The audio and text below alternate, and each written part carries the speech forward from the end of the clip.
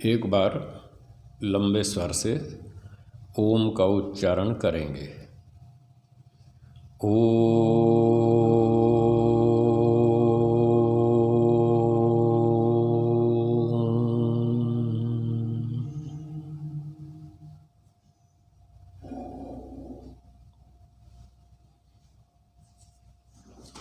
उपस्थित सज्जनों एवं माताओं, हम सत्यार्थ प्रकाश का अध्ययन कर रहे थे, जिसमें दूसरा समुल्लास चल रहा था। कल तक हमने जितना पढ़ लिया उससे आगे पढ़ता हूँ। मेरी पुस्तक में 34 पृष्ठ है। जब 5-5 वर्ष के लड़का लड़की हों तब देवनागरी अक्षरों का अभ्यास करावें। एक पंक्ति बची थी स्वामी जी। हाँ, कल के पाठ में एक पंक्ति छूट गई थी, उसको भी पहले ले लेते हैं। व्यर्थ क्रीड़ा, हाँ ये रह गई थी। व्यर्थ क्रीड़ा, रोदन, हास्य, लड़ाई, हर्ष, शोक, किसी पदार्थ में लोलुपता, ईर्ष्या, द्वेष आदि न करें। तो कल के प्रसंग में बता रहे थे कि माता पिता बच्चों को किस प्रकार से प्रशिक्षण देवें, कैसे सिखाएं। तो जिस प्रकार से संतान जितेंद्रिय बने, विद्याप्रिय बने, उस तरह से प्रशिक्षण देवें। इंद्रियों पर, मन पर कंट्रोल रखें, ऐसा उनको बचपन से सिखाया जाए। और व्यर्थ में क्रीड़ा, व्यर्थ क्रीड़ा मतलब फालतू खेलते रहना, इधर उधर सारा दिन खेलते ही रहना, वो ठीक नहीं, उससे उनको रोकना है। और रोदन, रोना, कई बच्चे खामखा रोते रहते, बिना बात रोने बैठ जाते, छोटी सी बात होगी रोना शुरू कर देंगे, फिर किसी ने थोड़ा सा कुछ कह दिया फिर रोना शुरू कर देंगे। तो वो रोते ही रहते हैं सारा दिन। उनको समझाना है कि रोना नहीं। बड़ौदा में बहुत वर्ष पहले मैंने एक व्यक्ति को देखा, उसने अपने 2 बच्चे थे उसने उनको बहुत अच्छी ट्रेनिंग दी। हमारे संपर्क में था वो, रोज वहाँ आता रहता था विद्यालय में, तो बहुत सारे सत्संग का लाभ उठाया उसने। फिर हमने उसको ये बताया कि बच्चों को इस तरह से ट्रेनिंग देनी चाहिए, तो उसने बहुत अच्छी ट्रेनिंग दी। फिर एक दिन मैं उनके घर गया था बड़ौदा प्रचार के लिए, तो छोटा बच्चा था, वो किसी बात पे रोने लग गया। तो उस व्यक्ति ने उसको कहा रोना नहीं, और वो तुरंत चुप हो गया। मुझे बड़ा आश्चर्य हुआ, मैंने कहा बहुत बढ़िया, अच्छी ट्रेनिंग दी है इसको। तो वो बच्चा तुरंत चुप हो गया, रोना बंद कर दिया। तो इस प्रकार से माता पिता उनको सिखाएं कि रोना नहीं है, रोने से बहुत हानि होती है। और ऐसे ही हास्य, फालतू हंसना भी ठीक नहीं है। कई बच्चे किसी को देख के हंसना शुरू कर देते हैं। कोई साधु बाबा आया उसको देख के हंसने लगेंगे, कोई बाहर से अतिथि आया उसको देख के हंसने लगेंगे। तो इस प्रकार से जो फालतू हंसना है वो भी ठीक नहीं है। व्यर्थ में हंसना भी नहीं चाहिए। उनको समझाना चाहिए कि क्यों हंसते हो, कोई हंसने का कोई कारण नहीं, कोई यहाँ चुटकुला नहीं सुनाया, कोई आपको नाटक नहीं दिखाया, कोई एक्टिंग नहीं की, तुम खामखा हंस रहे हो, ऐसे नहीं हंसना। उनको इस तरह समझाएं, हंसना फालतू नहीं हंसना। हंसने के समय हंसो, जब कोई हंसने की बात हो तब हंसना चाहिए, ऐसे व्यर्थ में हंसना ठीक नहीं। फिर लड़ाई करना, बच्चे आपस में लड़ते रहते हैं अड़ोस पड़ोस में, वो लड़ाई झगड़ा नहीं करना। हर्ष, शोक, थोड़ी कोई अच्छी चीज़ मिल गई तो बहुत कूदने लग गए, ऐसा नहीं करना। और कोई चीज़ टूट गई, कोई दूसरे बच्चे ने ले ली कोई खिलौना, तो रोना शुरू कर देते हैं, दुखी हो जाते हैं। तो दुखी नहीं होना। बड़े भाई ने छोटी बहन की पेंसिल ले ली, या बड़ी बहन ने छोटे भाई से पेंसिल ले ली, और वो दुखी हो गया कि साहब मेरी तो पेंसिल ले ली है इसने। तो ये छोटी छोटी बातों में रोना, हंसना, दुखी सुखी होना, ये ठीक नहीं है। उनको समझाना चाहिए, सब अपने ही घर के लोग हैं, आप दोनों यहाँ भाई बहन रहते हैं, तो जो वस्तुएं आपको चाहिए हम दे देंगे। और कभी एक वस्तु कम पड़ गई, दूसरे के पास नहीं है, थोड़ी देर के लिए दे दो, वो अपना काम कर लेगा, फिर तुम्हें वापस लौटा देगा। जब हम बाज़ार जाएंगे तो दूसरी ले आएंगे, दोनों को दे देंगे, फिर अपना अपना काम करो। इस तरह से उनको समझाना चाहिए। वो दुखी होते हो तो उनको रोकना चाहिए, दुखी मत हो। किसी पदार्थ में लोलुपता, लोलुपता का अर्थ है लोभ। जैसे आपने कभी देखा हो, कुछ बच्चों को मिठाई खाने में लालच होता है। अब घर में कुछ अतिथि आ गए तो माता पिता ने उनके सामने मिठाई रख दी, कुछ नमकीन रख दिया खाने का, तो जिसको लोभ होता है ना, वो ऐसे बार बार उसको देखता है कि ये मिठाई बहुत अच्छी है। फिर कभी कभी यूँ हाथ बढ़ाता है, फिर रोक लेता है, फिर हाथ बढ़ाता है, फिर रोक लेता है। तो उनको ये भी सिखाना है कि ऐसे नहीं करना। तुम्हें मिठाई खाने को मिलती है ना, जब तुम्हें भी तो खाने को देते हैं, फिर जब कोई मेहमान आए, अतिथि आए, तो उसके सामने ऐसे नहीं करना, लोभ नहीं दिखाना कि मिठाई बहुत अच्छी है और मुझे नहीं मिल रही, और फिर यूँ हाथ बढ़ाते हैं, फिर खींच लेता है वापस, फिर हाथ बढ़ाता है, फिर खींच लेता है, या ऐसे ललचाई नज़रों से उसको देखता रहता है यूँ। ऐसा नहीं करना। तुम्हें भी मिलता है खाने को, आगे भी मिलेगा, तो ऐसी ऐसी हरकत नहीं करना। ये उनको समझाना है बच्चों को। तो किसी भी पदार्थ में लोलुपता, ये तो मैंने खाने का उदाहरण दिया, और खिलौने आदि और कोई और दूसरी चीज़ें भी हो सकती हैं जिसमें बच्चों को लोभ होता है, तो वो भी उनको समझाना है। ईर्ष्या द्वेष आदि ना करें। तो भाई बहनों में या पड़ोसी बच्चों में प्रायः किसी किसी बात पर ईर्ष्या द्वेष हो जाता है, झगड़ा हो जाता है, द्वेष हो जाता है। तो उनको समझाना है कोई बात नहीं, सब बच्चे हैं, खेलते हैं, कूदते हैं, थोड़ा बहुत ऊंचा नीचा हो ही जाता है, और कहीं खेलते हैं, कहीं गिरते भी हैं, कहीं थोड़ी बहुत चोट भी लगती है। तो गिर गए, चोट लग गई, कोई बात नहीं, खड़े हो जाओ, फिर ठीक हो जाओ। अब गिरेंगे नहीं, चोट नहीं लगेगी तो बलवान कैसे बनेंगे? तो गिरते हैं, चोट लगती है, उससे मजबूत बनना चाहिए, घबराना नहीं चाहिए, द्वेष नहीं करना चाहिए। और कोई बच्चा अच्छी उन्नति कर रहा है, मान लो तीसरी क्लास में पढ़ता है एक बच्चा, और उसी की क्लास में दूसरा विद्यार्थी भी है, वो भी तीसरी में, दोनों एक ही क्लास में। तो दूसरा विद्यार्थी अच्छी मेहनत करता है, उसके अच्छे नंबर आते हैं और इसके कम आते हैं। तो उसके ज़्यादा नंबर देख के ये ईर्ष्या करता है, ये जलता रहता है कि उसके नंबर ज़्यादा आते हैं, मेरे नहीं आते, मेरे कम आते हैं। जबकि वो अपनी मेहनत करता है, ये अपनी मेहनत करता है। इसको किसी ने रोका तो है नहीं कि तुम पढ़ो मत या तुम मेहनत मत करो, ऐसा किसी ने उस पर कोई प्रतिबंध नहीं लगाया। फिर भी सबकी अपनी अपनी बुद्धि होती है। कोई पिछले जन्म के तीव्र संस्कार लेकर आता है, उसकी बुद्धि जन्म से ही तेज़ होती है, वो पिछले संस्कार उसकी मदद करते हैं, सहायता करते हैं, तो उसके ये नंबर ज़्यादा आएंगे।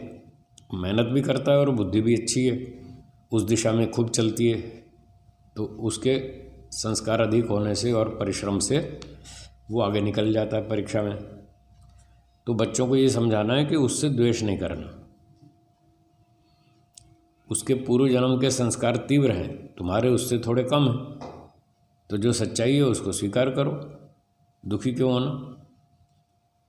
तो दुखी नहीं होना, ईर्ष्या नहीं करना, उससे जलन नहीं करना। जितनी क्षमता है तुम्हारी उतना जोर लगाओ, जितने नंबर आएंगे सब ठीक है।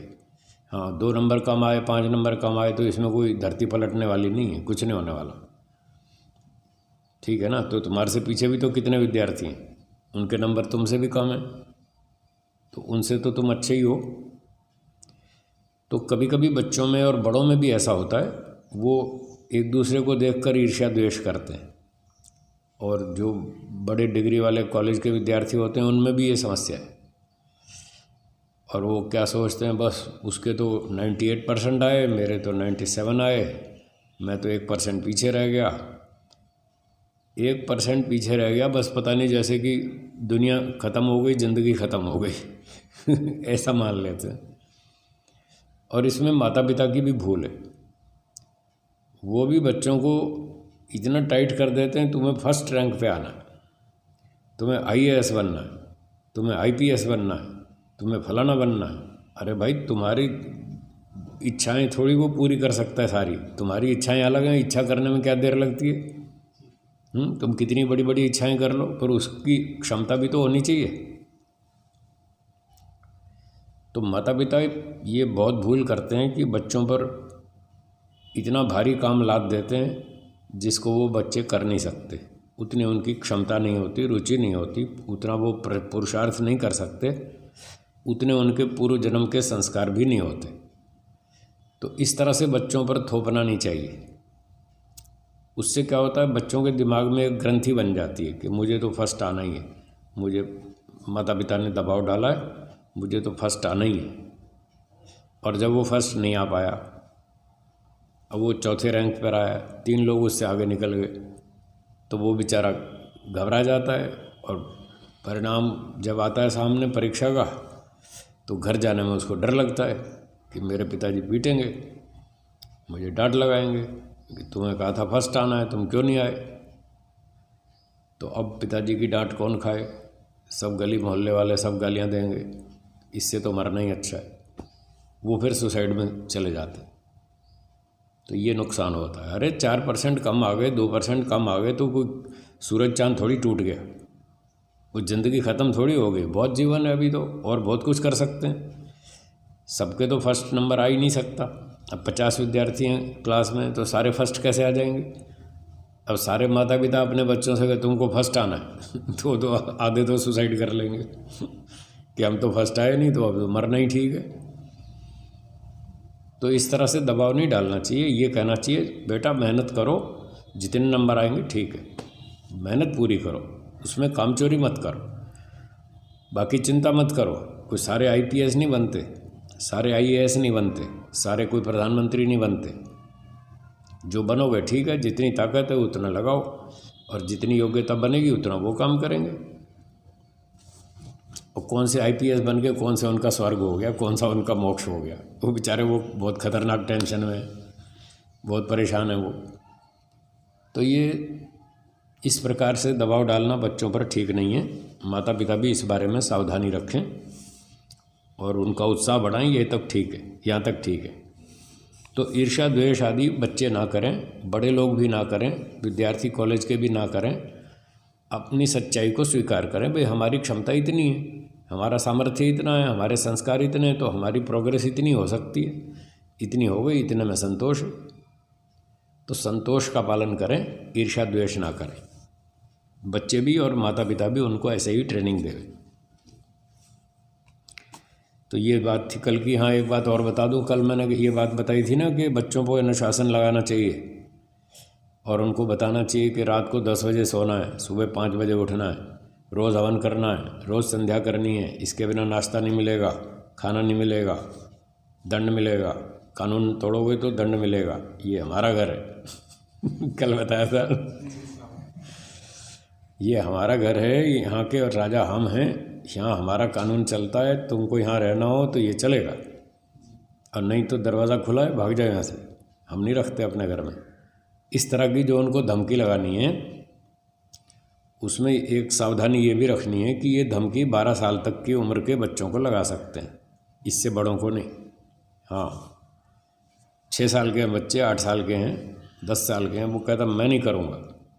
अरे करेगा कैसे नहीं, चल काम कर, कैसे नहीं करेगा, थप्पड़ लगेगा 2, काम नहीं करेगा, हम तुम्हें खाना क्यों देंगे फिर, तुम हमारी बात नहीं सुनते, हम तुम्हारी बात क्यों सुनेंगे।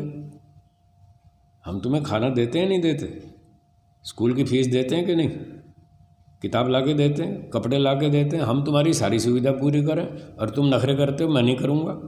कैसे नहीं करेगा, स्टोर में बंद कर दूँगा, उसको धमकी लगाओ स्टोर में बंद कर दूँगा, खाना बंद कर दूँगा, खाना नहीं मिलेगा, तुम्हारा टीवी बंद, कंप्यूटर बंद, मोबाइल फ़ोन बंद, ये सारी सुविधा बंद, खिलौने बंद, मिठाई बंद। काम कैसे नहीं करेगा। हम यहाँ सारा दिन किसके लिए मेहनत करते हैं, तुम्हारे लिए, और तुम कहते हो हम काम नहीं करेंगे, ऐसे थोड़ी चलता है। तो यहाँ रहना है तो ये काम करना पड़ेगा, ज़बरदस्ती करवाओ, प्रेम से समझाओ, 4 बार प्रेम से समझाओ, नहीं मानते फिर डांट लगाओ, 2 बार डांट लगाओ, डांट से भी नहीं मानते, फिर थप्पड़ लगाओ, फिर खाना बंद कर दो, एक टाइम खाना नहीं मिलेगा। अब जैसे मैंने बताया था, सुबह हवन नहीं किया तो नाश्ता नहीं मिलेगा, रात को संध्या नहीं की तो रात का खाना नहीं मिलेगा। ऐसे नियम लगाओ उन पर, कैसे नहीं चलेंगे वो। 12-13 साल तक बच्चे छोटे होते हैं, उनमें ताकत भी नहीं होती, बुद्धि भी नहीं होती, और वो समर्थ भी नहीं होते। वो माता पिता पर आश्रित हैं, वो अकेले नहीं जी सकते, अभी इतना सामर्थ्य नहीं है। तो जब तक वो सामर्थ्य वाले नहीं हैं तब तक आप उनके साथ ज़बरदस्ती कर सकते हैं। प्रेम से समझा लो, डांट के समझा लो, थप्पड़ मार लो, भूखा रख लो, स्टोर में बंद करो, धमकी लगाओ, उनकी सुविधाएं बंद करो। 12-13 साल तक आप ये सारे काम कर सकते हैं। अब जैसे बच्चे 12-13 साल से ऊपर हो गए, 14, 15, 18 के हो गए, अब उनको धमकी नहीं लगाना, ये हमारा घर है, तुम हमारी बात नहीं सुनोगे तो तुम्हें घर से निकाल देंगे। वो कहे ठीक है जी, तुम्हारा घर है, तुम रखो, मैं जा रहा हूँ। फिर तो भाग जाएगा वो। 15-18 वाले को धमकी नहीं लगाना कि ये हमारा घर है, वो भाग जाएगा। तो ये धमकी मारपीट जो भी चलेगी 12-13 तक चलेगी। पहले 15 तक लोग सहन कर लेते थे, अब ज़माना बदल गया। अब 12 से 13 से ऊपर लोग नहीं मानते, वहाँ से अपनी अक्कड़ आनी शुरू हो जाती है। मेरी भी अक्ल आ गई है और मैं भी अब थोड़ा ताकतवर हो गया हूँ, हैं कुछ सामने मारपीट करी तो मैं भी हाथ उठाऊँगा। फिर जब ऐसी स्थिति आए तो बस मारपीट बंद, फिर धाक धमकी बंद, फिर प्रेम से समझाना उनको। 12-13 वर्ष की उम्र के बाद जब बच्चे बड़े हो जाते हैं तो फिर उनको तर्क से समझाएं, ताकत से नहीं। ताकत की लड़ाई 12-13 साल तक, उसके बाद बुद्धि की लड़ाई। वो अपनी बुद्धि अड़ाएगा बीच में, मैं तो नहीं करूँगा, क्यों नहीं करेगा, इसमें क्या फ़ायदा है। वो तो ऐसे सवाल पूछेगा, हर बात में सवाल पूछेगा, इसमें क्या फ़ायदा है, मैं क्यों टाइम लगाऊं। तो वो बुद्धि से बात शुरू करेगा। तो जब बुद्धि से बात शुरू कर दे तो फिर माता पिता उसको बुद्धि से समझाए। तो 12-13 वर्ष के बाद ताकत की लड़ाई बंद, बुद्धि की लड़ाई शुरू। अब बुद्धि से लड़ना, चलो बोलो कितने तर्क हैं तुम्हारे पास, ये काम नहीं करना चाहिए अथवा ये काम करना चाहिए। उसकी अपनी इच्छाएं जागने लगेंगी, वो कहेगा मैं तो 12 बजे तक जागूंगा, मैं तो टीवी देखूंगा, मैं कंप्यूटर पे चैटिंग करूंगा, मोबाइल से चैटिंग करूंगा। तो उसको बुद्धि से अपनी जो तर्क उठाएगा, फिर उसको बुद्धि से तर्क से समझाना है कि ये काम गलत है, इसमें ये नुकसान है, और ये काम ठीक है, इसमें फ़ायदा है। तब बुद्धि से लड़ाई शुरू होगी और हानि और लाभ समझाना है। अगर आप अपने बच्चों को किसी काम से रोकना चाहते हैं कि रात को 12 बजे तक नहीं जागना है, फालतू कंप्यूटर पे टाइम बर्बाद नहीं करना, और मोबाइल से बच्चों के साथ दूसरे दोस्तों के साथ चैटिंग नहीं करना, अगर आप किसी इस प्रकार के काम से उसको बचाना चाहते हैं, रोकना चाहते हैं, तो आपको उस काम से होने वाली हानियां समझानी पड़ेंगी। क्या समझानी पड़ेंगी? हानियाँ। उसके दिमाग में हानियाँ उसके दिमाग में डालो कि ये काम करने से ये नुकसान है, तुम्हारी आंखें खराब हो जाएंगी, तुम जल्दी बूढ़े हो जाओगे, देर तक जागोगे ना, बुढ़ापा जल्दी आ जाएगा, तुम 30 साल में 50 साल के दिखोगे। उम्र तुम्हारी 30 साल होगी और तुम्हारा शक्ल और शरीर का ढांचा ऐसा होगा जैसे 50 साल उम्र हो गई। 30 साल में बूढ़े हो जाओगे, अब मोटे मोटे चश्मे आ जाएंगे तुम्हारी आँख पे। 12-14 साल में ही तुम्हारी चश्मे लगने शुरू हो जाएंगे, किसी को 20 में लग जाएगा। आज तो 4-4, 5-5 साल के बच्चों को देखा हमने, उनके भी चश्मे लग जाते हैं। खैर कुछ रोग भी होते हैं पैतृक, उन कारणों से भी होता है, लेकिन रात को देर तक जागना, स्वास्थ्य बिगड़ेगा और आंखें खराब होंगी, पढ़ाई खराब होगी, बुद्धि खराब होगी, टाइम बर्बाद होगा, तुम्हारी परीक्षा में नंबर कट जाएंगे, तुम पीछे रह जाओगे, तुम्हारा फ्यूचर बिगड़ जाएगा, तुम्हारा करियर ठीक नहीं बनेगा।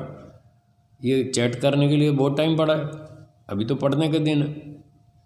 पढ़ाई तो अब हो सकती है, बुढ़ापे में पढ़ाई थोड़ी होती है। अब ये पढ़ने की उम्र है, 20-25 साल तक पढ़ लो, फिर ये चैटिंग फैटिंग और घूमना खाना तो बाद में भी हो जाएगा। तो ऐसे उसको हानि लाभ समझाना है। और पढ़ाई करोगे तो अच्छे विद्वान बन गए, अच्छी डिग्री मिल गई, अच्छी योग्यता बन गई तो एक अच्छी नौकरी मिल जाएगी, अथवा अच्छा व्यापार कर सकोगे, फिर पैसे भी कमा लोगे। और जब पैसे भी कमा लोगे, शरीर भी स्वस्थ होगा, हैं, बुद्धि भी अच्छी होगी और अच्छे काम करोगे तो सारा जीवन सुख से जियोगे। इस प्रकार से उन बच्चों को फिर हानि और लाभ समझाना है। तो अगर माता पिता और अध्यापक गण जो भी हैं उनको बताने सिखाने वाले टीचर लोग भी, यदि वो इस काम में समर्थ हो गए कि बच्चों को ये समझा सके कि इस काम में ये हानि है और इसमें ये लाभ है, अगर वो इस काम में सफल हो गए तो बच्चे उनकी बात मान लेंगे। 15 वाले भी मानेंगे, 20 वाले भी, 18 वाले, 25 वाले, 28 वाले, 30 वाले, 32 वाले, सब मानेंगे। अब तो बस वही तरीका है, हानि लाभ समझाओ, फिर सब मानेंगे। और अगर नहीं समझा पाए तो फिर वो बच्चे नहीं मानेंगे, वो कहेंगे आप पहले हमको समझाओ, हम क्यों करें। तो अब क्या होता है कि सब बातों में माता पिता एक्सपर्ट नहीं होते, वो हर चीज़ के हानि लाभ समझा सकें, वो खुद जानते भी नहीं उतना बहुत सारा, तो जितना जानते हैं उतना बता पाएंगे। तो जिस विषय में बच्चे बात उठाते हैं, प्रश्न उठाते हैं, तर्क उठाते हैं और माता पिता नहीं समझा पा रहे, वहाँ क्या करें? तो वहाँ किसी दूसरे विद्वान की सहायता लें जो उस लाइन में एक्सपर्ट हो और जो उसको ये समझा सके कि ये काम क्यों नहीं करना चाहिए और ये काम क्यों करना चाहिए। उसके हानि लाभ कोई दूसरे व्यक्ति की सहायता से उस बच्चे को समझाओ। जैसे बच्चे बड़े हो गए, 10वीं 11वीं में आ गए, अब फिज़िक्स पढ़ रहे हैं, फिज़िक्स में थोड़ी ट्यूशन की ज़रूरत है, तो माता पिता फिज़िक्स नहीं जानते, वो अपना व्यापारी हैं, कॉमर्स वाले हैं, तो वो पढ़ा नहीं सकते, तो फिर क्या करते हैं? टीचर को बुलाते हैं, ट्यूशन रखवाते हैं ना बच्चे की, भाई आप इसको पढ़ाओ, हमारे बस का नहीं है। तो जैसे फिज़िक्स की ट्यूशन रखते हैं, मैथ्स की ट्यूशन रखते हैं, केमिस्ट्री की रखते हैं, बायोलॉजी की रखते हैं, अंग्रेज़ी की ट्यूशन रखते हैं, ऐसे ही किसी धार्मिक विद्वान की को भी बुलाओ, उसकी ट्यूशन दिलवाओ, वो उसको समझाएगा कि क्यों रात को जल्दी सोना चाहिए और क्यों सुबह उठना चाहिए, क्यों व्यायाम करना चाहिए, क्यों संध्या ध्यान करना चाहिए, क्यों हवन करना चाहिए, उससे क्या फ़ायदे। तो एक टीचर बुलाओ, जो धर्म शिक्षा का टीचर है वो आपको समझाएगा बच्चे को। तो जो खुद नहीं समझा सकते तो टीचर की सहायता लें और उससे बच्चे को वो समस्या हल करवाएं, उसके दिमाग में उतारें कि ये काम अच्छा है, ये बुरा है, तुम्हें ये करना चाहिए, ये नहीं करना चाहिए। तो इस तरह से यदि वो 18-20 साल तक चल गया, 18-20-22 जब तक वो पढ़ाई चल रही है उसकी स्कूल कॉलेज की, तब तक यदि वो माता पिता के अनुशासन में और गुरुजनों के अनुशासन में रह गया और उनके निर्देश पर चलता रहा, तो उसका जीवन बढ़िया हो जाएगा, पूरा जीवन वो ठीक ठाक चलेगा, उसकी नींव इतनी अच्छी मजबूत हो जाएगी, वो जीवन भर उसकी काम आएगी। तो इसलिए शास्त्र में यहाँ कहा है कि मातृमान पितृमान आचार्यवान पुरुषो वेद, माता पिता और आचार्य 3 जिसके उत्तम शिक्षक हों वो भाग्यशाली, उसका बेड़ा पार, वो अच्छा आदमी बनेगा, देशभक्त बनेगा, ज्ञानवान बनेगा, ईमानदार बनेगा, चरित्रवान बनेगा। तो टीचर भी तीसरा कारण है, वो भी ऐसा होना चाहिए। तो जिसको अच्छी माता मिल जाए, पढ़ी लिखी धार्मिकी और विद्वान पिता मिल जाए, और ऐसा ही गुरु आचार्य भी उत्तम हो, बुद्धिमान हो, चरित्रवान हो और ईश्वर भक्त हो, ऐसा बढ़िया गुरुजी मिल जाए, बस फिर तो बेड़ा पार। तो इस प्रकार से उनको ट्रेनिंग देना चाहिए। तो मैंने ये बात याद दिलाई कि 18 साल वाले को धमकी मत देना, ये हमारा घर है, उसको 12-13 तक को देना, इससे ऊपर नहीं। फिर ताकत की लड़ाई बंद और बुद्धि की लड़ाई शुरू, और जो उसमें जीता वो उसकी बात मानेगा वो।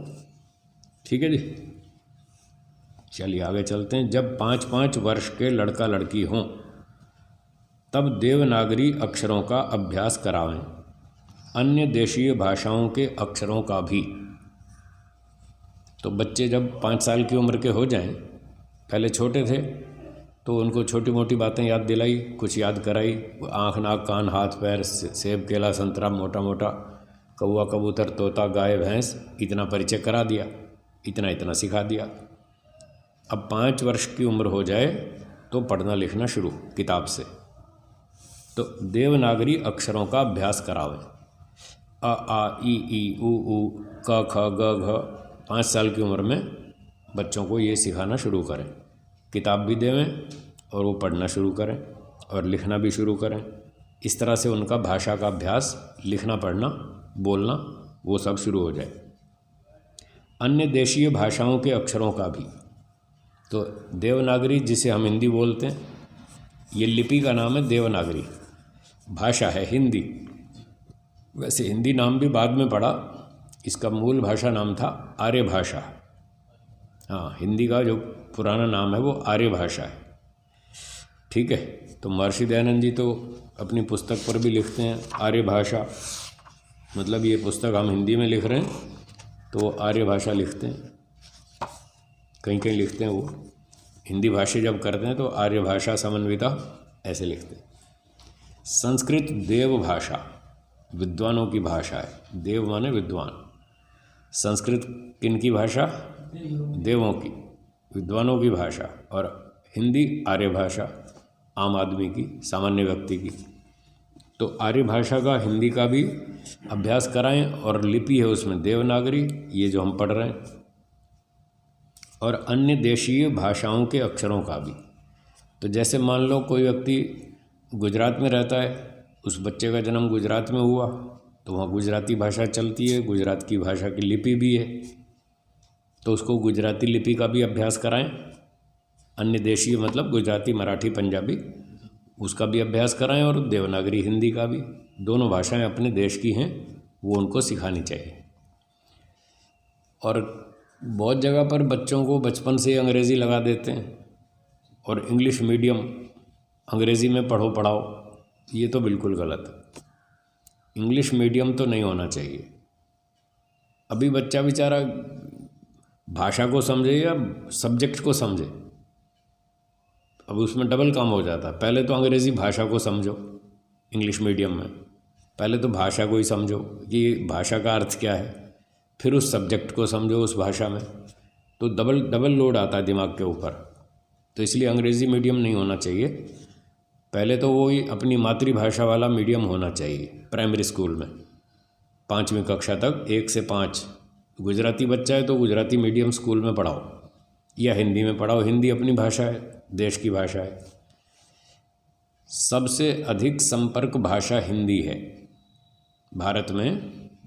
भारत में जितने अधिकतम लोग हिंदी बोलने वाले हैं, इतने और जगह नहीं मिलेंगे। तो भाषा, जो संपर्क की भाषा, वो हिंदी है, जो पूरे देश में बोली जाती है। साउथ वाले कुछ कम बोलते हैं लेकिन समझते सब हैं। वो भी फिल्में, नाटक देखते हैं, सीरियल देखते हैं, तो उससे हिंदी का प्रचार खूब हो गया साउथ में। हाँ, वो बोलने में थोड़ा संकोच करते हैं लेकिन समझते सब हैं। तो हिंदी भाषा का सिखाएं अक्षर, और अपनी प्रांतीय भाषा का सिखाएं, मराठी, गुजराती वगैरह, ताकि वो अपने आस पड़ोस की बातें भी समझ सके, पढ़ भी सके। अंग्रेज़ी का नंबर तो बहुत बाद में आएगा, वो तो आजकल नौकरी व्यापार के लिए ज़रूरी हो गई, इसलिए अंग्रेज़ी भी भले ही सीख लें, कोई मना नहीं है, पर छोटी उम्र में नहीं। पहले हमारे टाइम में जब हम पढ़ते थे स्कूल में, तो 5वीं तक अंग्रेज़ी नहीं पढ़ाते थे, 6ठी क्लास में इंग्लिश शुरू होती थी। तो हमने तो 6ठी से शुरू की पढ़नी, तो तब तक तो आदमी 10-11 साल का हो जाता है, ठीक है, चलेगा, कोई बात नहीं। और अगर कोई गुरुकुल में पढ़े, तो आजकल गुरुकुलों में भी थोड़ी बहुत इंग्लिश पढ़ाते हैं, और बाद में पढ़ ले तो कोई दिक्कत नहीं। अंग्रेज़ी सीखने में तो 2 साल में ट्रेंड हो जाएगा व्यापार नौकरी के लिए, उसमें कोई ज़्यादा झंझट नहीं है। पर छोटी उम्र में, बचपन में तो अपने देश की भाषा सीखना समझना वो ज़्यादा सरल होता है, और अपने आसपास का सारा माहौल वैसा ही होता है। कोई हिंदी में बोलेगा, कोई अपने प्रांतीय भाषा में बोलेगा। अंग्रेज़ी में तो बोलने वाले 2-4 लोग ही मिलते हैं, ज़्यादा तो मिलते नहीं, और उनमें भी ज़्यादा दिखावे वाले होते हैं, दिखावा करते हैं हम अंग्रेज़ी जानते हैं, बाकी वो कोई विद्या पढ़ने के हिसाब से वो अंग्रेज़ी नहीं बोलते, दिखावे के लिए बोलते कि हमें अंग्रेज़ी आती है, हम पढ़े लिखे। तो इसलिए अंग्रेज़ी तो बाद में सीख सकते हैं, कोई बड़ी बात नहीं है, पहले अपनी भाषा सीखनी चाहिए। फिर कहते हैं उसके पश्चात जिनसे अच्छी शिक्षा, विद्या, धर्म, परमेश्वर, माता पिता, आचार्य, विद्वान, अतिथि, राजा, प्रजा, कुटुंब, बंधु, भगिनी, भृत्य आदि से कैसे कैसे वर्तना, इन बातों के मंत्र, श्लोक, सूत्र, गद्य, पद्य भी अर्थ सहित कंठस्थ करावें। तो जो बच्चे 5-6 साल के हो जाएं तब उनको भाषा भी पढ़ना लिखना सिखाएं और थोड़े थोड़े श्लोक मंत्र भी उनको याद कराएं। पंक्ति देखिए, उसके पश्चात जिन से, ये जिन से इसका संबंध अंत में, वाक्य के अंत में मंत्र, श्लोक, सूत्र, गद्य से है। तो जिन से अर्थात जिन मंत्रों से, जिन श्लोकों से, जिन सूत्रों से, जिस गद्य पद्य से ये चीज़ें हमको सीखने को मिलती हैं। अच्छी शिक्षा, विद्या, धर्म, परमेश्वर, माता पिता, जिन श्लोकों मंत्रों से ये इन वस्तुओं के बारे में हमको अच्छी जानकारी मिलती है, इनका परिचय मिलता है। तो उस प्रकार के बच्चों को मंत्र याद करावें, जैसे गायत्री मंत्र है, ओम भूर्भुवः स्वः, इससे ईश्वर का पता चलता है कि ईश्वर कैसा है। फिर अच्छे अच्छे श्लोक हैं जिससे धर्म का पता चलता है, धृति, क्षमा, दमो, स्थेयम, शौचम, इंद्रिय निग्रह, धीर, विद्या, सत्यम, अक्रोधो, दशकम, धर्म लक्षणम। ऐसे छोटे छोटे श्लोक जिनसे धर्म की जानकारी हो जाए, ईश्वर की जानकारी हो जाए, और क्या क्या हो, विद्या का पता चले, धर्म का पता चले, परमेश्वर का पता चले, माता पिता के योग्यता, महत्ता का पता चले। तो अच्छे माता पिता कैसे होते हैं, माता पिता में अच्छे गुण क्या क्या होने चाहिए, और आचार्य में क्या क्या गुण होने चाहिए, और विद्वान कैसे होते हैं, अतिथि कैसे होते हैं, अतिथि किसको कहते हैं, और अतिथि से कैसा व्यवहार करना चाहिए, माता पिता से कैसा व्यवहार करना चाहिए। ये सारी बातें जिन श्लोकों से, मंत्रों से, गद्य से, पद्य से सीखने को मिले, वो मंत्र श्लोक बच्चों को सिखाए जाएं, उनको याद कराए जाएं, कंठस्थ कराएं, उनको याद कराएं, और वो कंठ से बोलें और अर्थ सहित कराएं। उसका अर्थ भी बताओ, भाई धर्म के 10 लक्षण हैं, धर्म के 10 लक्षण का मतलब ये है, धृति, धैर्य रखना, जल्दबाजी नहीं करना, चंचलता नहीं करना, शांति रखना, शांति से काम करो, धीरज से काम करो, उतावल नहीं करो। तो क्षमा, सहनशीलता, संसार है, यहाँ ऊंचा नीचा होता रहता है, कहीं न्याय कहीं अन्याय, छोटा मोटा तो होता ही रहता है। तो कभी ऊंचा नीचा हो जाए थोड़ा बहुत तो घबराना नहीं, वहाँ पर शांति रखना, झगड़ा नहीं करना, सहन करना। किसी ने चलते चलते आपके पाँव पे भूल से पाँव रख दिया, बस में भीड़ होती है ना, कभी पाँव के ऊपर पाँव आ जाता है गलती से, तो वहाँ उसको सहन करना है, वहाँ झगड़ा नहीं करना। उसने पाँव पे पाँव रख दिया, आपने झट से 2 थप्पड़ मारे, तो ऐसा नहीं करना। तो इस प्रकार से उसको आचार विचार भी सीखने को मिलेगा, श्लोक भी याद हो जाएंगे, मंत्र भी याद हो जाएंगे, और उसकी भटकने से सुरक्षा हो जाएगी, वो भटकेगा नहीं, कोई उसको बहका नहीं सकेगा। तो इस प्रकार से अतिथि, विद्वान, राजा, प्रजा के संबंध में कि राजा कैसा होता है, प्रजा कैसी होती है, ये सब बातें उसको जानकारी मिले, इस प्रकार के मंत्र श्लोक आदि याद करावें। कुटुंब, परिवार किसे कहते हैं, रिश्तेदारी जिसको कहते हैं ना, रिश्तेदारी, कुटुंब, तो वो भी बताना है कि चाचा क्या होते हैं, मामा क्या होते हैं, मौसी क्या होती है, बुआ क्या होती है। तो अपनी भाषा जब तक हिंदी चलती थी या प्रांतीय भाषाएं चलती थी तो बच्चों को पता था मौसी कौन होती है और बुआ कौन होती है। अब चल पड़ी अंग्रेज़ी तो उनको ना मौसी का पता ना बुआ, सभी आंटी है, बुआ भी आंटी है और मौसी भी आंटी है, मामी भी आंटी है और चाची भी आंटी है। उसको यही पता नहीं मामी और चाची में क्या फ़र्क है, उसका नाम भी आंटी, उसका नाम भी आंटी, और चाचा भी अंकल और मामा भी अंकल, यही पता नहीं चाचा मामा कौन है। वो शब्द ही खो गए, वो व्यवहार भी नहीं चलता अब। तो फिर इससे बहुत सारी गड़बड़ होती है, इसलिए अपनी भाषा का प्रयोग करना चाहिए। हम अंग्रेज़ी के विरोधी नहीं हैं, अंग्रेज़ी सीखनी चाहिए, व्यापार के लिए सीखो, नौकरी के लिए सीखो। अब मजबूरी है, जहाँ पर जिसके बिना काम नहीं चलता तो उतनी उतनी सीख लो, उसका प्रयोग वहीं करना है। जिस काम के लिए सीखी थी उसका उपयोग वहीं करना है। बाकी अपने देश में व्यवहार करना है, खाना पीना, शॉपिंग करनी, ट्रेन में यात्रा करनी, फिर अंग्रेज़ी काहे को? वहाँ तो अपनी हिंदी बोल सकते हैं। मैं कई बार यात्राओं में जाता हूँ, ट्रेन में जाता हूँ, फ्लाइट में जाता हूँ, तो एयरपोर्ट पे जाता हूँ, मुझे वो अपना बोर्डिंग कार्ड बनवाना है तो मैं टिकट देता हूँ और वो मैडम जो है वो अंग्रेज़ी में पूछती है, तो मैं पूछता हूँ आपको हिंदी आती है? तो कहती है हाँ आती है। तो फिर हिंदी क्यों नहीं बोलते भाई? यहाँ कौन सी नौकरी करनी है हमको? आपको हिंदी आती है तो अपने देश की भाषा में बोलो ना, हिंदी में। तो मैं लोगों से फिर जानबूझ के हिंदी बुलवाता हूँ, तो उनको भी पता लगे कि हम भारत में रह रहे हैं। एक थोड़ा सा अकड़ने लगा। मैंने कहा आपका जन्म इंग्लैंड में हुआ या भारत में? बोला भारत में। तो मैंने कहा मैं भी भारतीय हूँ, आप भी भारतीय हैं, आपको भारत की हिंदी भाषा आती है? बोले आती है। तो मैंने कहा मुझे भी आती है, दोनों को हिंदी आती है, दोनों भारतीय हैं, फिर हम हिंदी में क्यों नहीं बात करते? हम अपनी भाषा में बात क्यों नहीं करते? क्या हमारे पास अपनी भाषा नहीं है बोलने के लिए? अपनी भाषा ना आती हो तो मजबूरी हो तो ठीक है भाई, चलो मैं हिंदी नहीं समझता तो ठीक है, आप मुझसे अंग्रेज़ी में बात करो। अगर आप हिंदी नहीं समझते तो फिर मैं आपसे अंग्रेज़ी में बात कर लूँ। पर जब दोनों हिंदी जानते हैं, दोनों भारतीय हैं, दोनों का जन्म भारत में हुआ, तो अपनी देश की भाषा जब हमारे पास है तो हम पड़ोसी की भाषा में क्यों बात करें? आपके घर में बर्तन हैं, मेहमान आ गए, बर्तन आपके यहाँ पूरे हैं, तो आप पड़ोसी से बर्तन मांगने जाते हैं क्या? नहीं स्वामी। फिर जब आपके घर में अपने बर्तन हैं तो उसमें खाओ खिलाओ ना, फिर आप पड़ोसी के बर्तन प्रयोग नहीं करते। तो जब अपनी भाषा है तो फिर विदेशी भाषा का प्रयोग क्यों कर रहे हैं? कभी आप इंग्लैंड जाओ तो वहाँ बात कर लेना, फिर मुझे कोई आपत्ति नहीं है। अब वो बेचारे हिंदी नहीं समझ रहे तो ठीक है, वहाँ अंग्रेज़ी बोल लो।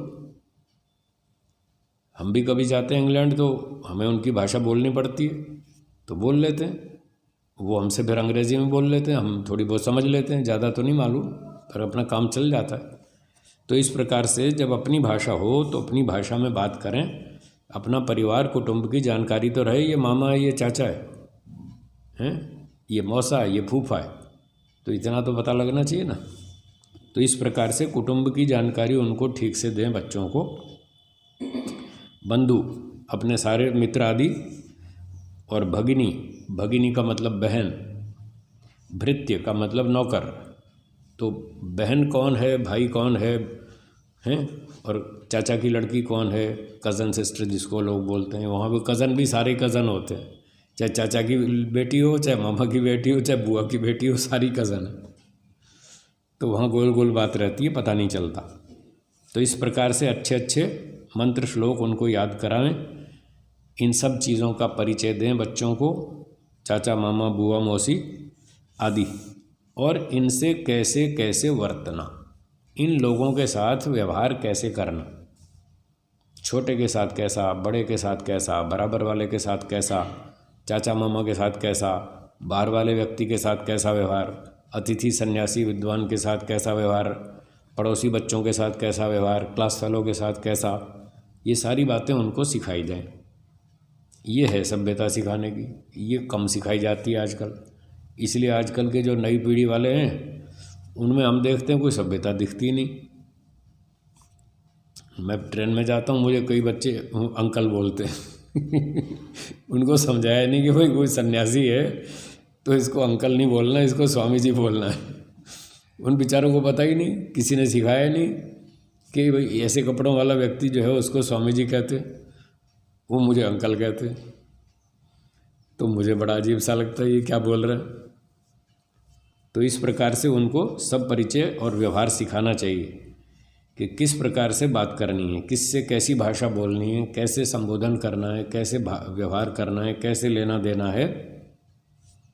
इन बातों के मंत्र श्लोक, सूत्र, सूत्र छोटे छोटे वाक्य होते हैं, उसको सूत्र कहते हैं। श्लोक उसे कहते हैं जिसकी रचना सरल हो, जैसे धृति क्षमा दमो स्तेयम, धीर विद्या सत्यम अक्रोधो दशकम धर्म लक्षणम, सरल सरल बातें, ये श्लोक कहलाता है। जो छंदोबद्ध रचना है और सरल है उसका नाम है श्लोक, और जो छंद में बंधी हुई रचना है लेकिन वो समझने में थोड़ी कठिन है, उसमें गहरी बातें होती हैं, छुपी हुई बातें होती हैं, बहुत सी बातें होती हैं, और होता वो भी पोइट्री में है, छंद में है, तो उसको मंत्र कहते हैं। तो वेदों में तो मंत्र ही होते हैं, उसमें श्लोक नहीं होते, उसमें सारे मंत्र ही होते हैं, वो उसका पारिभाषिक नाम भी है। और यौगिक नाम यह है कि मंत्री गुप्त परिभाषणे, एक धातु है मंत्री गुप्त परिभाषणे, जिसमें गुप्त भाषा हो, गहरी बातें हों, छुपी हुई बहुत सारी, उसको मंत्र कहते हैं। इस यौगिक अर्थ से ऋषियों ने भी बहुत से मंत्र बनाए हैं, उनके भी शास्त्र मिलते हैं जिनमें मंत्रों का उल्लेख है। तो ये मंत्र का अर्थ हो गया। श्लोक हो गया सरल रचना, वो थोड़ी कठिन रचना। सूत्र छोटे छोटे वाक्य, अथ योगानुशासनम योगश्चित्तवृत्ति निरोध, ये सूत्र है। इसमें पोइट्री काव्य नहीं होता, श्लोक और मंत्र में काव्य होता है, इसमें काव्य नहीं होता, लेकिन इसके कुछ नियम अलग होते हैं। बस छोटे छोटे वाक्य को सूत्र कहते हैं। तो इस तरह से सूत्र हो गया। गद्य, गद्य कहते हैं प्रोज, जो हम पढ़ रहे हैं, ये अनुच्छेद लिखा है, जैसे सीधे सीधे भाषा में वाक्य लिखे हैं, इसको बोलते हैं गद्य, ठीक है। और पद्य कहते हैं कविता को। जैसे बच्चों को, छोटे छोटे बच्चों को सिखाते हैं ना, मछली जल की रानी है, जीवन उसका पानी है, हाथ लगाओ डर जाएगी, बाहर निकालो मर जाएगी, ये तुकबंदी वाली, इसको कविता बोलते हैं, पद्य कहते हैं, पोएट्री। अंग्रेज़ी में पद्य का नाम पोएट्री है और गद्य का नाम प्रोज है। तो इस तरह से चाहे वो वाक्य जो हम बच्चों को सिखाएंगे, चाहे वो गद्य में हों चाहे पद्य में हों, जैसे भी, वो अच्छी अच्छी बातें उनको सिखाई जाएं, जिससे ये ऊपर का सारा व्यवहार वो ठीक ठाक सीख लें। तो अर्थ सहित ये सारे मंत्र श्लोक गद्य पद्य उनको याद दिलाएं, याद कराएं और वो कंठस्थ करें। बीच बीच में उनसे बुलवाते रहें, सुनते रहें, तो उनको याद रहेगा। दोहराएंगे नहीं तो भूल जाएंगे। तो इस प्रकार से कई बच्चों को आर्य समाज के 10 नियम याद करा देते हैं और फिर आर्य समाज में खड़े होकर बुलवाते हैं उनसे माइक पर, बोलो बेटा आर्य समाज के 10 नियम। कई समाजों में देखा कि जो साप्ताहिक सत्संग में पाठ होता है नियमों का, तो बारी बारी से बच्चों को बुलाते हैं, चलो आज ये बच्चा बुलवाएगा 10 नियम, फिर अगले हफ्ते कोई और बुलवाएगा। तो इससे बच्चों का उत्साह बढ़ता है, उनका माइक पर बैठने का भी भय दूर हो जाता है, बोलना सीखते हैं, डरते नहीं, उनका सारा संकोच दूर हो जाता है और विद्या भी उनको प्राप्त होती है, सीखने को भी मिलता है। किसी से 10 नियम बुलवा दिए, मैंने बंगलौर में देखा था, इंदिरा नगर आर्य समाज में ये बच्चों वाला कार्यक्रम, एक एक बच्चे को बुलाते हैं, कोई नियम बुलवाता है, कोई स्तुति प्रार्थना उपासना के 10 नियम बोलता है, कोई कुछ बोलता है। तो बहुत बढ़िया कार्यक्रम था वो। तो इस प्रकार से बच्चों को सिखाना चाहिए और फिर अपना सत्संग में उनसे बुलवाना भी चाहिए, उससे उनका उत्साह भी बढ़ता है। फिर आगे बढ़ते हैं, जिनसे संतान किसी धूर्त के बहकाने में न आवे। तो ये सारी बातें उनको बचपन से ही सिखानी चाहिए। इसके कारण कोई व्यक्ति उनको बहकाएगा तो वो बहकाए में नहीं आएंगे और बच जाएंगे, नहीं तो कोई भी उनको बहका लेगा, ये धर्म है, यहाँ माथा टेको है, यहाँ पर ये चुन्नी चढ़ाओ, यहाँ कपड़ा चढ़ाओ, यहाँ चद्दर चढ़ाओ, यहाँ इतना दान डालो, यहाँ फलाना करो, उसको बेवकूफ़ बना के लूट फिट जाएंगे।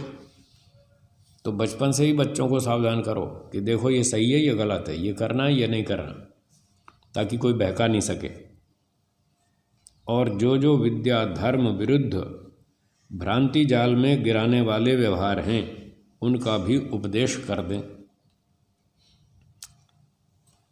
जो जो बुरे व्यवहार हैं वो भी उनको जानकारी कराएं। विद्या के विरुद्ध, धर्म के विरुद्ध व्यवहार हैं, जैसे मूर्ति पूजा करना, वृक्षों को धागे बांधना, मज़ार पे चक्कर काटना, भूत प्रेत को मानना, इस तरह की जो बेकार बातें, विद्या और धर्म के विरुद्ध बातें, वो भी उनको जानकारी दें कि ये काम गलत है, ये नहीं करना। इस तरह से ईश्वर जड़ नहीं है, चेतन है, और ये मूर्तियाँ जड़ हैं, मूर्ति पूजा नहीं करना। चेतन ईश्वर की पूजा करो, गायत्री मंत्र बोलो, सुबह शाम हवन संध्या करो। इस तरह से उनको बचपन से सिखाना, जिससे कि भूत प्रेत आदि मिथ्या बातों का विश्वास ना हो। तो बचपन से ही बच्चों को ये सिखाओ। और लोग तो उल्टा सिखाते हैं, तू जल्दी खाना खा ले नहीं तो भूत आ जाएगा, और डरा देते हैं भूत प्रेत से।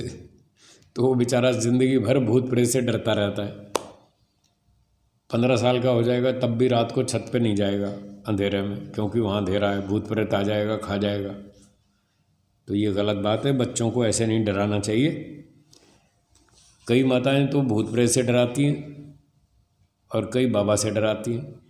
तू जल्दी खाना खा ले नहीं तो बाबा पकड़ के ले जाएगा, ऐसे डराती हैं। और हमारे जैसा कोई बाबा पहुंच जाए तो बच्चे फिर डर के दुबक जाते हैं कोने में, ये बाबा आया पकड़ के ले जाएगा। तो ऐसे डराना अच्छा नहीं है। गलत चीज़ मत सिखाओ बच्चों को, वो हानिकारक है। गुरोः प्रेतस्य शिष्यस्तु पितृमेधम समाचरन् प्रेतहारैः समम तत्र 10 रात्रेण शुध्यति। अर्थ, जब गुरु का प्राणांत हो तब मृतक शरीर जिसका नाम प्रेत है उसका दाह करने हारा शिष्य प्रेतहार अर्थात मृतक को उठाने वालों के साथ 10वें दिन शुद्ध होता है। तो ये भूत प्रेत की बात चली ना, कि बच्चों को भूत प्रेत में विश्वास नहीं होना चाहिए, उनको समझाना चाहिए भूत प्रेत कुछ नहीं होता। तो प्रसंगवश ये बता रहे हैं कि फिर भूत प्रेत होता क्या है। जैसा लोग डराते हैं भूतों से कि भूत प्रेत एक योनि होती है, उसमें आत्माएं भटकती रहती हैं इधर उधर, और ऐसा बताते हैं बच्चों को। बड़ों को भी यही बताते हैं कि किसी का एक्सीडेंट हो गया, वो मर गया। मान लो 44 साल का 45 साल का युवक था, वो मर गया एक्सीडेंट में। अब अगर दुर्घटना नहीं होती तो 80 साल जीता, अब 45 में मर गया तो कितना बच गया? 35। तो लोग ऐसा बहकाते हैं कि ये 35 साल तक भूत प्रेत बन के भटकता रहेगा और लोगों को परेशान करेगा। किसी के सर में घुसेगा, किसी के शरीर में घुसेगा, किसी को तंग करेगा, किसी को कैसी कैसी हरकत करवाएगा। तो इस तरह से बच्चों को भूत प्रेत के नाम से डरा देते हैं। तो महर्षि दयानंद जी कह रहे हैं ऐसा कोई भूत प्रेत नहीं होता जो मरने के बाद आत्माएं भटकती रहती हों, चाहे वो दुर्घटना से मरा हो, चाहे स्वाभाविक रूप से मरा हो। मरने के बाद इस तरह से कोई भूत प्रेत नहीं होता जो लोगों को परेशान करे। तो फिर क्या होता है, उस भूत प्रेत को समझा रहे हैं कि वास्तव में भूत प्रेत क्या चीज़ है। तो प्रेत शब्द जो है, हम पढ़ रहे थे ना न्याय दर्शन, प्रेत्य भाव, ये प्रेत शब्द वहीं से आया। प्रेत का अर्थ है मर गया। प्रैति प्रएति आत्मा अस्मात् शरीराद निर्गच्छति तदा तस्य जडम शरीरम प्रेतः इति उच्यते। तो आत्मा जब इस शरीर को छोड़ के निकल गया, मृत्यु हो गई, मृत्यु के बाद जो डेड बॉडी है, मृत शरीर, उसका नाम प्रेत है। तो प्रेत इसलिए कि इसमें से आत्मा निकल गया, बस प्रेत का अर्थ है निकल गया। अब जो बचा हुआ उसका नाम प्रेत है। ठीक है। तो महर्षि ने लिखा है कि मृतक शरीर जिसका नाम प्रेत है, वो डेड बॉडी, उसका नाम है प्रेत। अब उसका दाह करने हारा जो उसका शिष्य है, जो उसका शिष्य था गुरु जी का, वो अग्नि संस्कार के लिए ले गया। और भी कई लोग थे, सारे मिल करके कंधे पे उठा के उनको ले गए शमशान तक। तो प्रेत को हार उठाने वाला, ले जाने वाला, शमशान तक ले जाने वाला, वो सारे प्रेत हार कहलाते हैं। हरिहरणे धातु है, उठा के ले जाने वाले।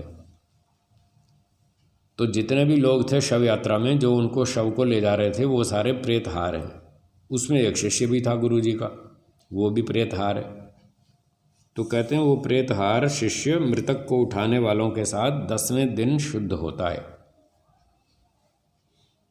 तो 10वें दिन शुद्ध होता है, इसका क्या तात्पर्य? बहुत से लोग मुझे प्रश्न पूछते रहते हैं ये कि जी 10वें दिन शुद्ध होता है, इसका क्या अर्थ है? तो इसका अर्थ है कि 10वें दिन उसका शोक समाप्त होता है। 10 दिन तक बेचारा वो दुखी रहता है कि मेरे गुरुजी चले गए।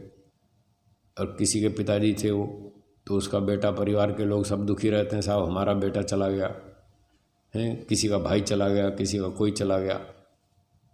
तो परिवार वालों को उस व्यक्ति के चले जाने से, मर जाने से कष्ट होता है। एक तो उनको राग था, आपस में राग था, तो उसके चले जाने पर जो उससे सुख मिल रहा था वो बंद हो जाएगा।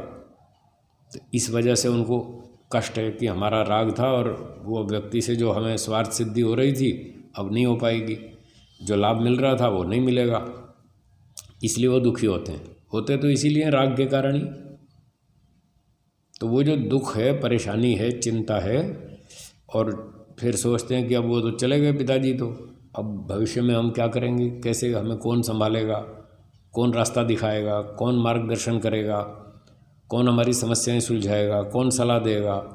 तो इस टेंशन में वो बेचारे 8-10 दिन तक दुखी रहते हैं, परेशान रहते हैं।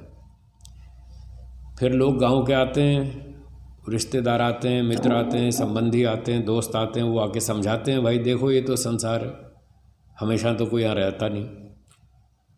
श्री रामचंद्र जी भी चले गए, श्री कृष्ण जी भी चले गए, दुर्योधन भी चले गए, अर्जुन भी चले गए, सिकंदर भी चले गए, धीरू भाई भी चले गए, हम भी चले जाएंगे, बारी बारी से सबको जाना। तो पिताजी भी चले गए, अब क्या कर सकते हैं। तो जो भगवान का नियम है संसार का वो तो पालना ही पड़ता है, उससे तो हम कोई लड़ नहीं सकता। अब चले गए सो चले गए, ठीक है, जो हो गया सो हो गया। अब तुम शांति रखो, घबराओ मत, हम तुम्हारे साथ हैं। तुमको कोई दिक्कत आए, समस्या आए तो हमसे बोलना, हम तुम्हारी सहायता करेंगे, मदद करेंगे। तो ऐसे ऐसे करके उनको हिम्मत बढ़ाते हैं, उत्साह बढ़ाते हैं, और जो उनका शौक़ है वो कम करते जाते हैं। इसीलिए आते हैं गांव वाले मिलने के लिए, भाई फलाने की मृत्यु हो गई तो जाओ, उनका उत्साह बढ़ाओ। तो ये सब कार्यक्रम 8 दिन 10 दिन चलता रहता है। तो लोगों ने फिर अपनी अपनी सुविधा के हिसाब से परंपराएं बना ली। किसी ने 10वें दिन शोक समाप्ति कर दी, किसी ने 12वें दिन, किसी ने 14वें दिन, किसी ने 13वें दिन। तो पहले ऐसे ऐसे लंबे समय तक चलता था ये शोक समाप्ति का कार्यक्रम। फिर आखिरी एक दिन वो क्या करते थे, सबको सूचना दे देते थे गांव में। और अब तो अखबार में आ जाती है, आजकल अखबार बड़ा अच्छा माध्यम है सूचना देने का। अखबार है, व्हाट्सएप है और फेसबुक है। अब सोशल मीडिया से भी लोग सूचना दे देते हैं कि हमारे पिताजी का, दादाजी का अवसान हो गया और शोक समाप्ति जो है 12 तारीख को दोपहर में 4 से 5 बजे तक होगी। तो ये अंतिम दिन है, जिसको आना हो इस दिन आ जाओ और जो भी सांत्वना देनी है दे लो। उसके बाद फिर ये काम बंद कर देंगे, अगले दिन से हम अपने काम पर जाएंगे, दुकान, नौकरी, व्यापार जो भी है। तो उसका शोक समाप्त हो जाता है, वो है शुद्धि। उसकी मन आत्मा की शुद्धि हो जाती है, शोक दूर हो गया, अब वो स्वस्थ हो गया, ये है शुद्धि होना। तो 8-10 दिन तो सामान्य बात है, इतना तो लगता ही है। पर अब ज़माना बहुत तेज़ हो गया, कंप्यूटर का ज़माना है, मोबाइल फ़ोन का ज़माना है, किसी के पास फुर्सत नहीं है। पहले लोग तो साइकिल पे जाते थे, कभी कभी कोई घोड़ा, तांगा, स्कूटर कहीं कहीं मिलता था। अब तो कार चलती है, ट्रेन चलती है, हवाई जहाज़ चलता है, लोगों की स्पीड बहुत तेज़ हो गई। एक दिन में तो लोग अहमदाबाद से दिल्ली आते हैं, शाम को वापस पहुंच जाते हैं। सुबह सुबह निकलते हैं 7-8 बजे फ्लाइट में, दिल्ली उतरते हैं, 2-4 घंटे काम करते हैं, शाम को 5-6 बजे की फ़्लाइट पकड़ते हैं, 8 बजे अहमदाबाद वापस आ जाते हैं। इतनी स्पीड बढ़ गई। तो अब लोगों के पास समय नहीं है, इसलिए वो सब काम जल्दी जल्दी निपटाते हैं। अब मृत्यु होने पर 10 दिन बैठे रहेंगे तो दुकान धंधा सब फेल हो जाएगा, व्यापार में दिक्कत आएगी। इसलिए अब वहाँ पर गुजरात में तो ये परंपरा है, चौथे दिन शोक समाप्ति। अब 4 ही दिन में काम ख़त्म, निपटा देते हैं, 5वें दिन से अपने काम धंधे पे लग जाते हैं। तो वो परिस्थिति की बात है। तो सामान्य रूप से जो मानवीय प्रक्रिया है उसके अनुसार 10 दिन बताया शास्त्रों में कि 8-10 दिन में व्यक्ति का मन ठीक हो जाता है, उसका शोक दूर हो जाता है और वो सामान्य स्थिति में वापस आ जाता है। ये है 10वें दिन शुद्ध होने का मतलब। तो ये जो मृतक शरीर था वो था प्रेत, अब भूत क्या है वो समझाएंगे। तो प्रेत समझ में आ गया, डेड बॉडी का नाम प्रेत है। तो डेड बॉडी को उठा के ले गए 2-4 घंटे में, 10 घंटे में, या कोई वीआईपी विशेष हो तो उसके लिए 1 दिन और भी रुक सकते हैं। लोगों को सूचना दे देते हैं, जिसको अंतिम दर्शन करना हो आ जाओ भाई, कल शाम को 4 बजे हम इसका अंतिम संस्कार करेंगे। तो जब तक उसका अंतिम संस्कार न हो जाए उस मृतक शरीर का नाम प्रेत है। अब भूत के बारे में पढ़ते हैं। और जब उस शरीर का दाह हो चुका तब उसका नाम भूत होता है। अब वो भूत बन गया। भूत मतलब पास्ट, बीत गया, खत्म हो गया। अब तो शव भी नहीं दिख रहा, वो भी जल गया। अब ढूंढो उस आदमी को, कहाँ मिलेगा? नहीं मिलेगा, चला गया, खत्म। जो खत्म बस उसी का नाम भूत है। वो भटकने वाला कोई भूत प्रेत नहीं है, वो ऐसा कुछ नहीं है। तो जो बीत गया, चला गया, जिसका दाह संस्कार कर दिया, अब कुछ नहीं बचा उसका, उसी का नाम भूत है। अर्थात वह अमुक नामा पुरुष था। कोई दिनेश कुमार था, सुरेश चंद्र था, महावीर सिंह था, जो भी था, अब वो नहीं रहा, चला गया। धीरू भाई अंबानी था, सिकंदर था, रामचंद्र जी था, अर्जुन था। अब भूत है, खत्म हो गया, चला गया। इसी का नाम भूत है। जितने उत्पन्न हों वर्तमान में आके न रहें, वे भूतस्थ होने से उनका नाम भूत है। तो जितने का मतलब जितने पदार्थ, जड़ हो या चेतन। एक व्यक्ति ने कहा साहब हमारा गांव में हमारा पैतृक मकान था, दादाजी ने बनवाया था, वो भी 6 महीना पहले भूकंप आया, वो ध्वस्त हो गया, गिर गया, अब तो रहा नहीं वो मकान। था तो वो भी भूत है। जो था वो भूत है, जड़ हो या चेतन हो, कुछ भी हो। तो दादाजी भी थे, अब नहीं रहे, वो भी भूत, और उनका मकान था वो भी भूत, सब भूत। तो जितने उत्पन्न हों अर्थात जितने पदार्थ, चाहे जड़ हों चाहे चेतन हों, प्राणी हों, जो भी उत्पन्न हुए थे वर्तमान में आकर के न रहें। तो वर्तमान में थे, उन्होंने अपना जीवन जिया, अब नहीं है, चले गए। इसलिए भूतस्थ होने से, भूत काल में स्थित होने से उनका नाम भूत है। बस यही है भूत प्रेत, और कुछ नहीं। ऐसा ब्रह्मा से लेके आज पर्यंत के विद्वानों का सिद्धांत है। ये ब्रह्मा से, ऋषि से लेकर और आज तक के जितने विद्वान हैं वेदों के, उन सब का यही मान्यता है भूत प्रेत के मामले में। हाँ, और कोई भूत प्रेत ऐसा नहीं होता। पर कुछ अनाड़ी लोगों ने गलत परंपराएं फैला दी, भ्रांतियां फैला दी। तो मुझे याद है कि हम बचपन में जब अखबार पढ़ते थे संडे को, नवभारत टाइम्स, तो हर संडे को एक साप्ताहिक उसमें भूत कथा आती थी। मनोरंजन की कहानियाँ बना दी लोगों ने। तो हम भी उसको पढ़ते थे, वही भूत कथा कैसी होती है, पढ़ें तो सही, भूत कैसा होता है। हमें तो पता था भूत बात कुछ होता नहीं, क्योंकि हम तो बचपन से आर्य समाजी, 3-4 पीढ़ियों से आर्य समाज के परंपरा में रहने वाले, तो हमें तो पता था भूत प्रेत कुछ होता नहीं। पर चलो मनोरंजन के लिए देखें तो सही, है क्या कहानी लिखते हैं। एक चंदा मामा पुस्तक में आती थी वेताल कथा, वो भी भूत प्रेत वेताल वाली ऐसी थी। वो तो सिर्फ मनोरंजन की कहानियाँ हैं। पर विद्वानों का यही सिद्धांत है, ऐसा कोई भूत प्रेत नहीं होता। परंतु जिसको शंका, कुसंग, कुसंस्कार होता है, उसको भय और शंका रूप भूत प्रेत, शाकिनी डाकिनी आदि अनेक भ्रमजाल दुखदायक होते। ये सब काल्पनिक बातें। तो गांव में ज़्यादा चलती हैं भूत प्रेत की बातें, क्योंकि वहाँ लोग कम पढ़े लिखे होते हैं। पढ़ाई लिखाई कम होने से उन लोगों को जल्दी बहका लेते हैं ये चालाक लोग, भूत प्रेत वाले। तो गांव में भ्रांति होने के कारण, शिक्षा कम होने के कारण, कुसंग से, कुसंस्कार से, शंका आदि से ये लोग भूत प्रेत को मानते हैं। कोई डाकिनी मानता है कि इसमें कोई डाकिनी घुस गई है, कोई कहता भूतनी घुस गई है, कोई कुछ कहता है, कोई कुछ कहता है। तो इस प्रकार से उनको ये भ्रांति वाले जो बातें हैं वो ज़्यादा दुख देती हैं। बाकी ऐसा कोई है नहीं भूत प्रेत जैसा ये लोग मानते हैं। ठीक है जी, तो ये अनुच्छेद पूरा हो गया। आज के पाठ यहीं तक रखते हैं, बाकी फिर पढ़ेंगे। एक बार ओम का उच्चारण करेंगे।